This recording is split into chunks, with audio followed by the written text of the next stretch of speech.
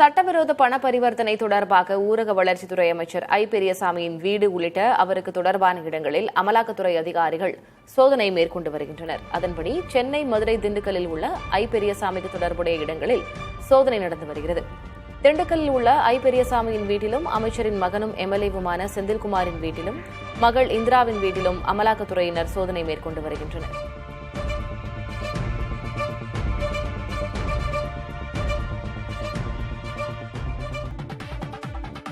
சென்னை தலைமைச் செயலகத்தில் உள்ள அமைச்சர் ஐ பெரியசாமி அறைக்கு செல்லும் நுழைவு வாயில் மூடப்பட்டது. அவருக்கு சொந்தமான இடங்களில் அமலாக்கத்துறை சோதனை நடத்தி வரும் நிலையில் தலைமைச் செயலகத்திலும் ஆய்வு செய்யப்படலாம் என கூறப்படுகிறது. இச்சூழலில் அமைச்சர் ஐ பெரியசாமி அறைக்கு செல்லும் நுழைவு வாயிலுக்கு தலைமைச் செயலக ஊழியர்கள் பூட்டு போட்டனர். சென்னையில் உள்ள எம்எல்ஏ விடுதியில் செந்தில்குமார் அறையில் அமலாக்கத்துறை அதிகாரிகள் சோதனை நடத்தி வருகின்றனர். அறை பூட்டு போட்டிருந்ததால் காலையிலிருந்து அதிகாரிகள் அங்கு காத்திருந்தனர். 4 மணி நேரத்திற்கு பின் சாவி கொண்டுவரப்பட்டு செந்தில்குமாரின் அறையை திறந்து அதிகாரிகள் சோதனை மேற்கொண்டுள்ளனர்.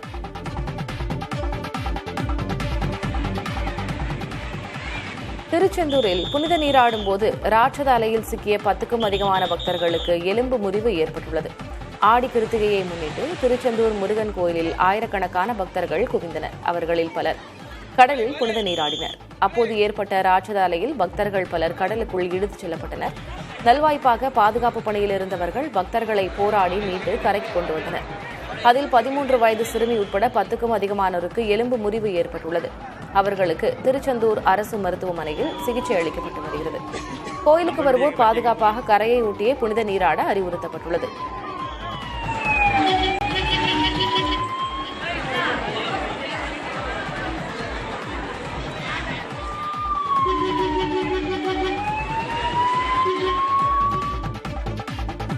கொடைக்கானல் நகரில் குவிந்துள்ள பல்லாயிரக்கணக்கான சுற்றுலாப் பயணிகளால் போக்குவரத்தே ஸ்தம்பித்துள்ளது. இ பாஸ் முறை அமலில் இருக்கும் நிலையில் விடுமுறை நாளான இன்று 6000 வாகனங்களுக்கு அனுமதி வழங்கப்பட்டுள்ளது. அவை அனைத்தும் ஒரே நேரத்தில் பெருமாள் மலையிலிருந்து கொடைக்கானல் ஏரிக்கு சென்றதால் நகருக்குள் கடும் போக்குவரத்து நெரிசல் ஏற்பட்டது. மற்ற சுற்றுலா தலங்களுக்கு செல்லவே முடியாத நிலை உருவானது. வெளியூரிலிருந்து வந்தவர்கள் குடிக்க தண்ணீர் கூட கிடைக்காமல் குழந்தைகளை வைத்துக் கொண்டு பல மணி நேரம் அல்லல் பட்டனர். கொடைக்கானல் முதல் வில்பட்டி வழியாக பெருமாள் மலை இணைப்புச் சாலை திட்டத்தை உடனடியாக செயல்படுத்தினால் மட்டுமே இந்த பிரச்சினைக்கு தீர்வு காண முடியும் என உள்ளூர் மக்கள் கூறுகின்றனர். இந்திய வர்த்தகத்தை மீட்டெடுக்க தேவையான நடவடிக்கை எடுக்கக் கோரி பிரதமர் மோடிக்கு தமிழக முதலமைச்சர் மு.க.ஸ்டாலின் கடிதம் எழுதியுள்ளார். இந்திய பொருட்கள் மீதான இறக்குமதி வரியை அமெரிக்கா உயர்த்தியிருக்கும் நிலையில் முதலமைச்சர் கடிதம் எழுதியுள்ளார். அதில் சம்பந்தப்பட்ட அமைச்சகங்கள், தொழில்துறையைச் சேர்ந்தவர்களோடு பிரதமர் இது தொடர்பாக கலந்து ஆலோசிக்க வேண்டும் என்றும் முதலமைச்சர் வலியுறுத்தியுள்ளார். ஒன்றிய அரசு மேற்கொள்ளும் அனைத்து நடவடிக்கைகளுக்கும் தமிழ்நாடு அரசு ஒத்துழைப்பு வழங்கும் என்றும் அவர் தெரிவித்துள்ளார்.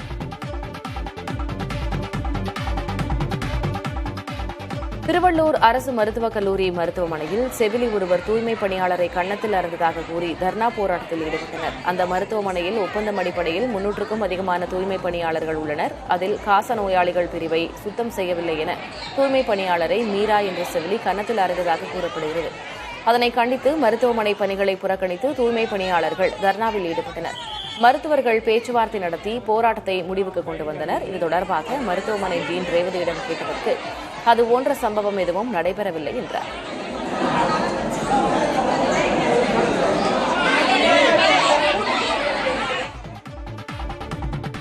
மும்பைக்கு அதி கனமழைக்கான ரெட் அலர்ட் விடுக்கப்பட்டுள்ளது. தொடர்ந்து பொழியும் கனமழையால் மும்பை உள்ளிட்ட நகரங்கள் வெள்ளத்தில் சிக்கித் தவிக்கின்றன. மும்பையில் சயான் பகுதியில் உள்ள காந்தி மார்க்கெட் மழைநீரால் சூழப்பட்டுள்ளது. சாலைகளிலும் தாழ்வான பகுதிகளிலும் மழைநீர் தேங்கியுள்ளதால் மக்களின் இயல்பு வாழ்க்கை முடங்கியுள்ளது.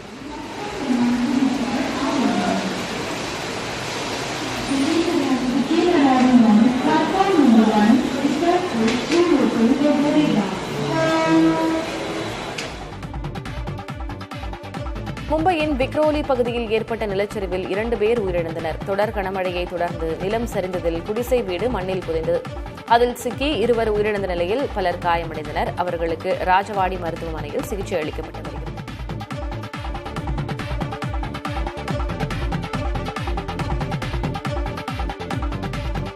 அவசர தேவை இல்லாமல் எந்த பயணத்தையும் மேற்கொள்ள வேண்டாம் என மும்பை மக்களுக்கு எச்சரிக்கை விடுக்கப்பட்டுள்ளது. அப்படியே பயணம் மேற்கொண்டாலும் கூடுதல் கவனத்துடன் இருக்க வேண்டும் என்றும் மும்பை காவல்துறை அறிவுறுத்தியுள்ளது. 19ஆம் தேதி வரை கனமழை நீடிக்க வாய்ப்புள்ளது என வானிலை மையம் தெரிவித்துள்ளது.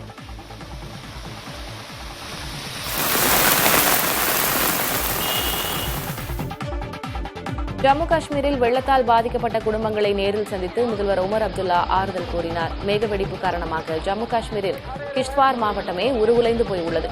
வெள்ளத்தில் அடித்துச் செல்லப்பட்டவர்களில் இதுவரை 60 பேரின் உடல்கள் மீட்கப்பட்டுள்ளன. மீட்புப் பணிகள் தொடர்ந்து நடந்து வருகின்றன. அதனை நேரில் பார்வையிட்ட உமர் அப்துல்லா பாதிக்கப்பட்டவர்களுக்கும் ஆறுதல் கூறினார்.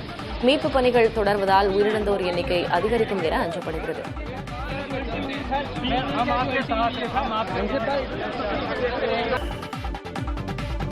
பெல்ஜியம் நாட்டில் நடைபெற்ற திருவிழாவின் ஒரு பகுதியாக 1000 முட்டைகளை உடைத்து பிரம்மாண்டமான ஆம்லெட் தயாரித்தது பிரமிப்பை ஏற்படுத்தியுள்ளது. மால்மெடி நகரில் உள்ள தேவாலயத்தில் விண்ணேற்பு திருவிழா நடைபெற்றது. இதன் ஒரு பகுதியாக நகர சதுக்கத்தில் பிரம்மாண்டமான வானொலி, அடுக்கடுக்காக அடுக்கி வைக்கப்பட்ட முட்டைகள் என சுவாரஸ்யமான நிகழ்ச்சிக்கு தயார் செய்யப்பட்டது. பின்னர் அங்கு வந்த சமையல் கலைஞர்கள் முட்டைகள் அனைத்தையும் ஒவ்வொன்றாக உடைத்து கலந்து வானலியில் ஊற்றி பிரம்மாண்டமான ஆம்லெட் தயாரித்தனர். அந்நாட்டு வழக்கப்படி பன்றி இறைச்சியும் சேர்த்து தயாரித்த இந்த பிரம்மாண்டமான ஆம்லெட் 13 அடி அளவுக்கு இருந்தது. சுதந்திர தினத்தையொட்டி சென்னையிலிருந்து 5 லட்சம் பேர் அரசு பேருந்துகளில் பயணம் செய்துள்ளதாக போக்குவரத்து கழகம் தெரிவித்துள்ளது. நேற்று ஒரே நாளில் சென்னையிலிருந்து சுமார் 3,13,000 பேர் பல்வேறு மாவட்டங்களுக்கு பயணித்துள்ளனர். இதேபோல கடந்த 2 நாட்களில் ஆம்னி பேருந்துகளில் 1,30,000 பேர் பயணித்துள்ளனர். இந்நிலையில் சென்னை கிளாம்பாக்கத்தில் அதிக கட்டணம் வசூலித்த 18 ஆம்னி பேருந்துகளுக்கு 1,26,000 ரூபாய் அபராதம் விதிக்கப்பட்டுள்ளதாக அதிகாரிகள் தெரிவித்தனர்.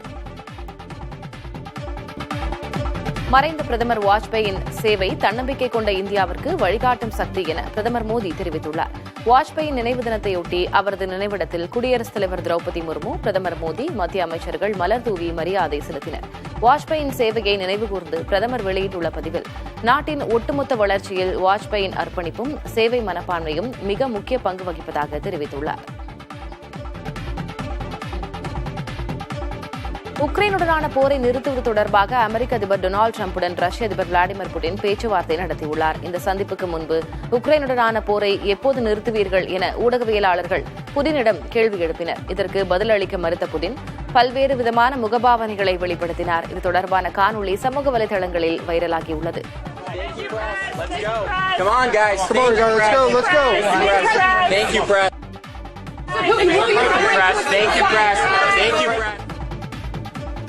விராலிமலை அருகே கோயில் ஆக்கிரமிப்புகளை அகற்றக் கோரி கோபுரத்தில் ஏறி போராட்டம் நடத்தியவரின் உயிரிழப்புக்கு நீதி கேட்டு சுடுகாட்டில் உறவினர்கள் போராட்டம் நடத்தினர்.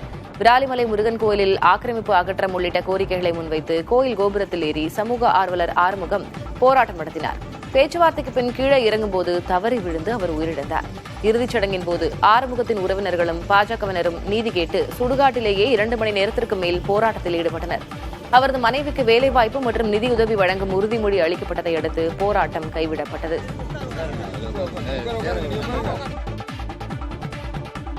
தமிழ்நாடு அரசின் தகைசால் தமிழர் விருது பெற்ற இந்தியன் முஸ்லீம் லீக் தேசிய தலைவர் காதர் மொய்தீனுக்கு பாராட்டு விழா நடைபெற்றது. சென்னை எழும்பூரில் உள்ள தனியார் மஹாலில் தகைசால் தமிழர் விருது பெற்ற காதர் மொய்தீனுக்கு பாராட்டு விழா.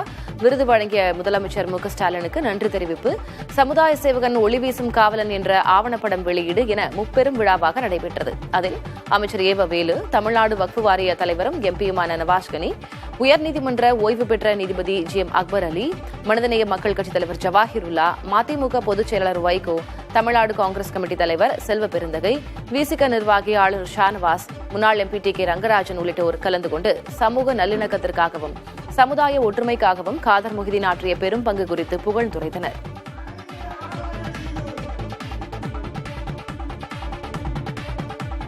தொடர் விடுமுறையை முன்னிட்டு திருநள்ளாறில் உள்ள உலக புகழ் பெற்ற சனீஸ்வர பகவான் ஆலயத்தில் தரிசனம் செய்ய பக்தர்கள் குவிந்தனர். அதிகாலையில் கோயில் நடை திறக்கப்பட்டு வெள்ளிக்கவச அலங்காரத்தில் சனீஸ்வர பகவான் பக்தர்களுக்கு காட்சியளித்தார். பக்தர்கள் நலன் தீர்த்த குளத்தில் நீராடி எழுதீபம் ஏற்றி நீண்ட வரிசையில் காத்திருந்து சனீஸ்வர பகவானை வழிபட்டனர்.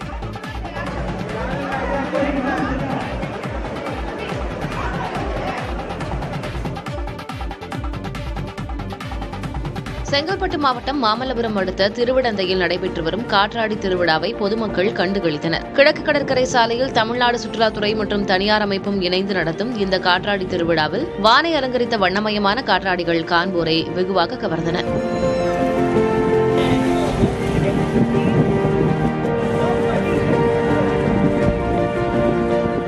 காற்றாடி திருவிழாவில் கலந்து கொள்ள 12 வயதுக்கு மேற்பட்ட சுற்றுலா பயணிகளுக்கு ஆன்லைன் மூலம் பதிவு செய்தால் 200 ரூபாயும், நேரில் வந்து கவுண்டரில் டிக்கெட் எடுத்தால் 250 ரூபாயும் வசூலிக்கப்படுகிறது. நாளை வரை இந்த திருவிழா நடைபெறவுள்ளது.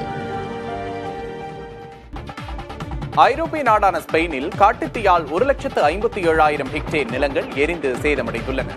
காட்டுத்தீயால் வனப்பகுதி மட்டுமல்லாமல் சுற்றுவட்டார பகுதிகளில் உள்ள குடியிருப்புகளும் எரிந்து சேதமடைந்து வரும் நிலையில் இதில் சிக்கி 7 பேர் உயிரிழந்துள்ளனர். மேலும் பலர் படுகாயமடைந்துள்ள நிலையில் பாதிக்கப்பட்ட மக்கள் மீட்கப்பட்டு வேறு இடங்களில் தங்க வைக்கப்பட்டு வருகின்றனர்.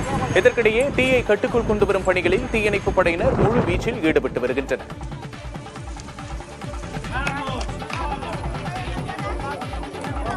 முன்கால்கள் கட்டப்பட்ட குதிரை ஓட முயல்வது போலத்தான் ஜம்மு காஷ்மீர் அரசின் நிலைமை உள்ளது என்று ஜம்மு காஷ்மீர் ஒன்றிய பிரதேசத்தின் முதல்வர் உமர் அப்துல்லா கூறினார். மத்திய அரசின் பிரதிநிதியான துணைநிலை ஆளுநர் மக்களால் தேர்ந்தெடுக்கப்பட்ட அரசின் அதிகாரங்களை முடக்குவதாக அவர் குற்றம் சாட்டினார். மேலும் மாநில அந்தஸ்தை மீண்டும் வழங்க கோரி கையெழுத்து இயக்கம் தொடங்குவதாகவும் தங்கள் அரசின் முடிவுகள் ஆளுநர் மாளிகையில் முடங்கி இருப்பதாகவும் அவர் குறிப்பிட்டார். நீதிபதிகள் நியமனத்தில் உயர்நீதிமன்ற கொலிஜியத்துக்கு உச்சநீதிமன்ற கொலிஜியம் பெயர்களை திணிக்கக்கூடாது என்று உச்சநீதிமன்ற தலைமை நீதிபதி PR கவாய் தெரிவித்துள்ளார். உச்சநீதிமன்ற வழக்கறிஞர்கள் சங்கம் சார்பில் ஏற்பாடு செய்யப்பட்டிருந்த விழாவில் உரையாற்றிய அவர், தங்களுக்கு எந்த நீதிபதிகள் வேண்டும் என்பதை முடிவு செய்யும் அதிகாரம் உயர்நீதிமன்ற கொலிஜியத்திற்குத்தான் முதலில் உள்ளதாக தெரிவித்தார். உயர்நீதிமன்ற கொலிஜியத்திற்கு பெயர்களை பரிந்துரைத்து பரிசீலிக்கும்படி கோரிக்கை மட்டுமே உச்சநீதிமன்ற கொலிஜியத்தால் வைக்க முடியும் என்று கூறிய அவர், உச்சநீதிமன்றமும் உயர்நீதிமன்றங்களும் சமம் என தெரிவித்தார்.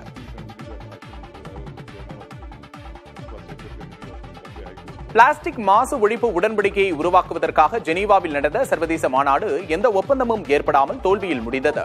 பிளாஸ்டிக் குப்பைகளால் ஏற்படும் மாசுபாட்டை குறைக்க சர்வதேச உடன்படிக்கையை ஏற்படுத்த 2022ஆம் ஆண்டு முதல் ஐநா சபை முயல்கிறது.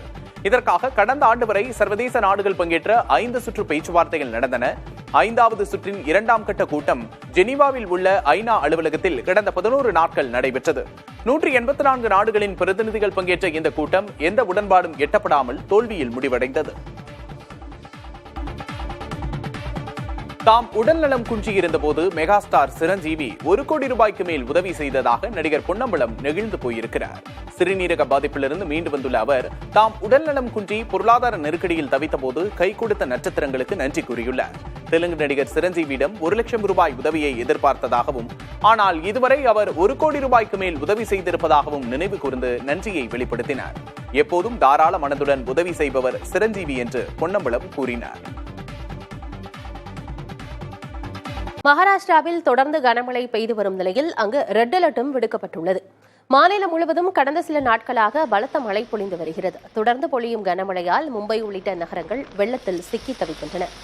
மும்பையில் சயான் பகுதியில் உள்ள காந்தி மார்க்கெட் மழைநீரால் சூழப்பட்டுள்ளது. சாலைகளிலும் தாழ்வான பகுதிகளிலும் மழைநீர் தேங்கியிருப்பதால் மக்களின் இயல்பு வாழ்க்கை முடங்கியுள்ளது. பிக்ரோலி பகுதியில் ஏற்பட்ட நிலச்சரிவில் 2 பேர் உயிரிழந்தனர். மும்பை உட்பட மகாராஷ்டிராவின் பல்வேறு பகுதிகளில் அதி கனமழைக்கான ரெட் அலர்ட்டும் விடுக்கப்பட்டுள்ளது. தானே நகருக்கு ஆரஞ்சு எச்சரிக்கை விடுக்கப்பட்டுள்ளது. அவசர தேவை இல்லாத எந்த பயணத்தையும் மக்கள் மேற்கொள்ள வேண்டாம் என்றும் அந்த பயணத்தில் கூடுதல் கவனத்துடன் இருக்குமாறும் மும்பை காவல்துறை அறிவுறுத்தியுள்ளது. வரும் 19ஆம் தேதி வரை கனமழை நீடிக்க வாய்ப்பிருப்பதாக வானிலை ஆய்வு மையம் தெரிவித்துள்ளது.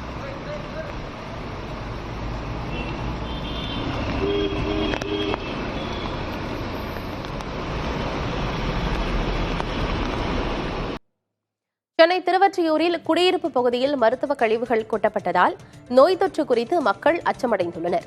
திருவொற்றியூர் மேற்கு பகுதியில் ரயில்வேக்கு சொந்தமான இடத்தில் லாரி மூலம் வெளிமாவட்டங்களிலிருந்து மருத்துவ கழிவுகள் இரவில் கொட்டப்படுகின்றன. இதனால் துர்நாற்றம் பரவி நோய் தொற்று பரவும் அபாயம் எழுந்துள்ளது. இதுகுறித்து புகார் அளித்தும் மாநகராட்சி நடவடிக்கை எடுக்கவில்லை என அந்த பகுதி மக்கள் குற்றம் சாட்டுகின்றனர்.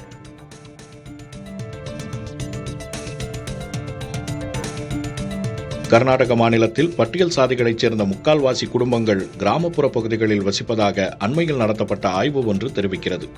கர்நாடகாவில் பட்டியல் சாதி மக்களின் நிலை குறித்து நீதிபதி நாகமோகன்தாஸ் தலைமையிலான குழு ஆய்வு நடத்தியுள்ளது. இந்த ஆய்வின் முடிவுகள் குறித்து செவ்வாய்க்கிழமை நடைபெறவுள்ள அமைச்சரவைக் கூட்டத்தில் விவாதிக்கப்படும் என்று தெரிவிக்கப்பட்டுள்ளது. இந்நிலையில் இந்த ஆய்வு தொடர்பான அறிக்கையில் இருந்து கசிந்த தகவல்கள் கர்நாடக மாநிலத்தில் பட்டியல் சாதி மக்கள் மிகவும் பின்தங்கிய நிலையில் இருப்பதை உணர்த்துகின்றன. குறிப்பாக பட்டியலின மக்கள் பலருக்கு உயர்கல்வி பெறுவதில் பல தடைகள் நிலவுவதாக தெரிய வந்துள்ளது. 40 பட்டியல் சாதி உட்பிரிவுகளில் இதுவரை ஒருவர் கூட மருத்துவராகவில்லை. 25 உட்பிரிவுகளில் ஒருவர் கூட தொழில்நுட்பம் சார்ந்த பட்டப்படிப்பை பெறவில்லை. ஜம்மு காஷ்மீரின் மாநில அந்தஸ்தை மீட்பதற்கு வீடு வீடாகச் சென்று கையெழுத்து இயக்கம் நடத்தப்படும் என முதல்வர் உமர் அப்துல்லா அறிவித்துள்ளார். ஸ்ரீநகரில் நடந்த சுதந்திர தின விழாவில் பேசிய அவர், அடுத்த 8 வாரங்களுக்குள் மாநிலத்தின் 90 சட்டமன்ற தொகுதிகளிலும் உள்ள மக்களின் கையெழுத்துகள் சேகரிக்கப்பட்டு மத்திய அரசு மற்றும் உச்சநீதிமன்றத்திடம் ஒப்படைக்கப்படும் என தெரிவித்தார். சில நாட்களுக்கு முன் மாநில அந்தஸ்து குறித்து முடிவெடுப்பதற்கு முன்பு பஹல்காம் பயங்கரவாத தாக்குதல் போன்ற சம்பவங்களை கருத்தில் கொள்ள வேண்டும் என்று உச்சநீதிமன்ற தலைமை நீதிபதி அமர்வு கூறியிருந்தது. இந்த வழக்கு விசாரணை 8 வாரங்களுக்கு ஒத்திவைக்கப்பட்டுள்ளது. உச்சநீதிமன்றத்தின் கருத்துக்கு அதிருப்தி தெரிவித்துள்ள உமர், பஹல்காம் தாக்குதல் நடத்தியவர்கள் காஷ்மீரின் எதிர்காலத்தை தீர்மானிக்க முடியாது என்று கூறியுள்ளார். மேலும் இந்த கையெழுத்து இயக்கத்தில் மக்கள் பங்கேற்கவில்லை என்றால் தனது தோல்வியை ஒப்புக்கொள்வதாகவும் உமர் கூறியுள்ளார். யுக்ரைன் போரில் ஈடுபட்டுள்ள வடகொரிய படை வீரர்களை வீரமானவர்கள் என புகழ்ந்து ரஷ்ய அதிபர் விளாடிமிர் புட்டின் வடகொரிய அதிபர் கிம் ஜாங் உன்னுக்கு சிறப்பு கடிதம் அனுப்பியுள்ளார். ஜப்பான் ஆட்சியிலிருந்து கொரியா விடுதலை பெற்ற தினத்தை முன்னிட்டு அனுப்பப்பட்ட அந்த கடிதத்தில் சோவியத் சிவப்பு படையினர் மற்றும் வடகொரிய படைகள் இணைந்து போராடிய வரலாற்றையும் புட்டின் குறிப்பிட்டுள்ளார். ரஷ்யா வடகொரியா இடையிலான ராணுவ உறவு வலுவாகிக் கொண்டிருப்பதற்கான சமீபத்திய சான்றாக இது கருதப்படுகிறது. யுக்ரைனுக்கு எதிரான போரில் ரஷ்ய நாட்டுக்கு ஆதரவாக வடகொரிய வீரர்களும் பங்கேற்று பலர் வீரமரணமடைந்துள்ளனர்.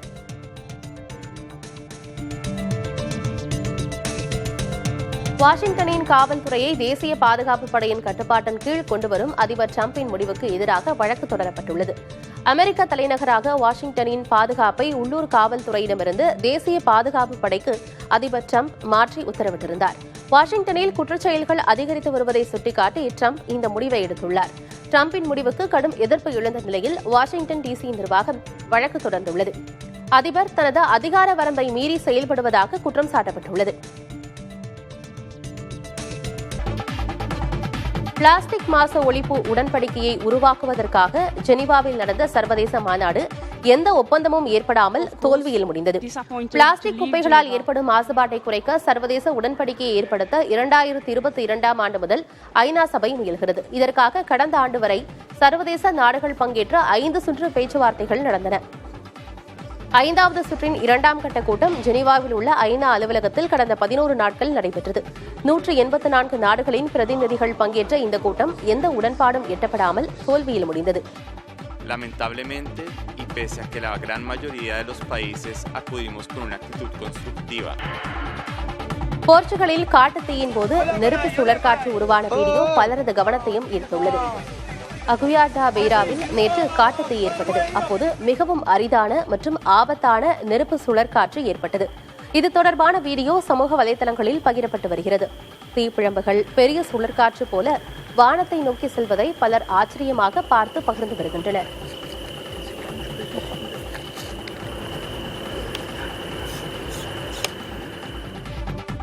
வாகன தயாரிப்பு நிறுவனமான மஹிந்திரா 2030ஆம் ஆண்டுக்குள் 4 SUV மாடல்களை அறிமுகம் செய்ய திட்டமிட்டுள்ளது. இந்த திட்டம் தொடர்பான தகவல்களை அந்நிறுவனம் தற்போது வெளியிட்டுள்ளது. சர்வதேச சந்தைகளை இலக்காக வைத்து NUIQ என்ற புதிய தளத்தை மஹிந்திரா நிறுவனம் தொடங்கியுள்ளது.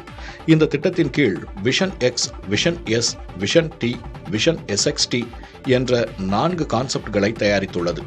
இவை பெட்ரோல், டீசல், எலக்ட்ரிக் என அனைத்து வகை என்ஜின்களிலும் இயங்கும் வகையில் வடிவமைக்கப்பட உள்ளதாக தெரிவிக்கப்பட்டுள்ளது.